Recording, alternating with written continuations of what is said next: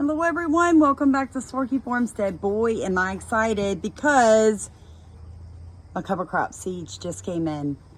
So excited. All right, so I did order these cover crop seeds from Johnny's because I wanted to go with a low growing mustard to fumigate my soil. So let me tell you a little back history.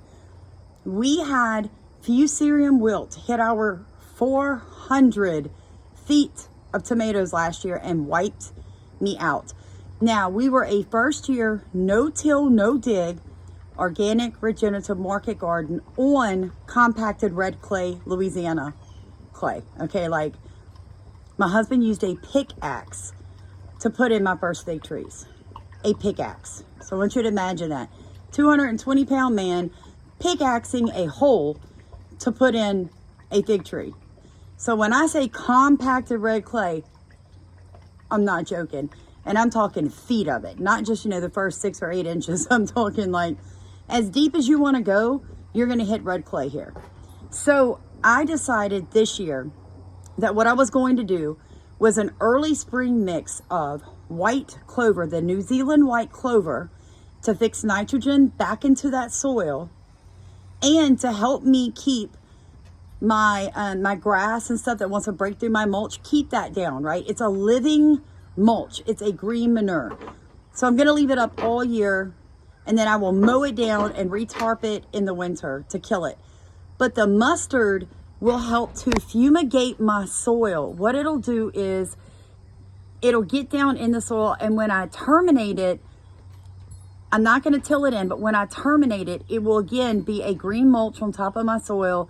It will help take care of the fusarium wilt spores because that is a fungus that may still be in that soil.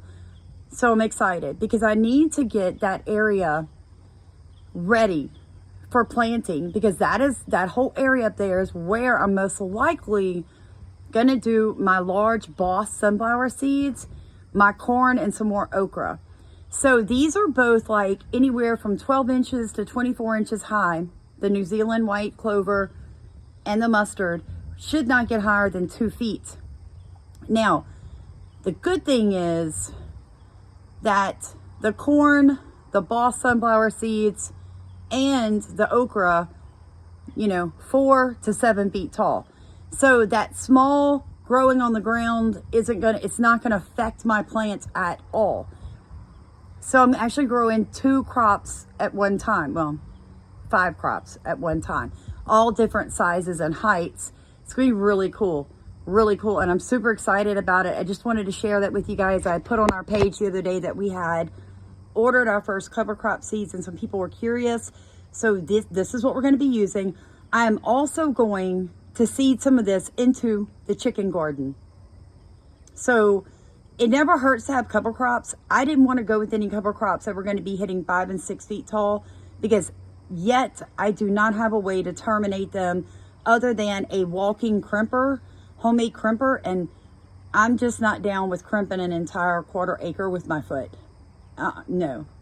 I've got metal in both of my feet, and I put a pitchfork through one of them.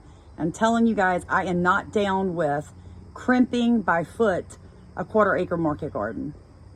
Not this year. I'm hoping to get funds together for a BCS mower. Those are super cool. And when I get one, then I will rock cover crops. But for now, I need to really use my head. I need to think more, work less. Okay, so work smarter, not harder, as my father would say. There's no point in putting cover crops out there that I'm going to have difficulty terminating in time before they reseed themselves. You need to think that through. Cover crops are an amazing thing. Do not bite off more than you can chew, guys. I always tell y'all, slow your roll. Just because you want it doesn't mean you're ready for it, okay? So I really prayed hard for the funds to purchase these because you guys all know I don't use credit cards and I'm not in debt. I wanted the funds to get them, and I knew what I wanted, and I needed something to fumigate my soil, and now I have them. I am so excited. It's fixing to be time to pull that black tarp off and get it all seeded with my new cover crops. So guys, have a blessed day. Thank you for watching. Please like, comment, and subscribe. I did purchase summer alfalfa. Now I'm super excited about this one, guys, because I have a chicken garden and I'm growing a rabbit garden, as it's a rabbit slash pollinator garden.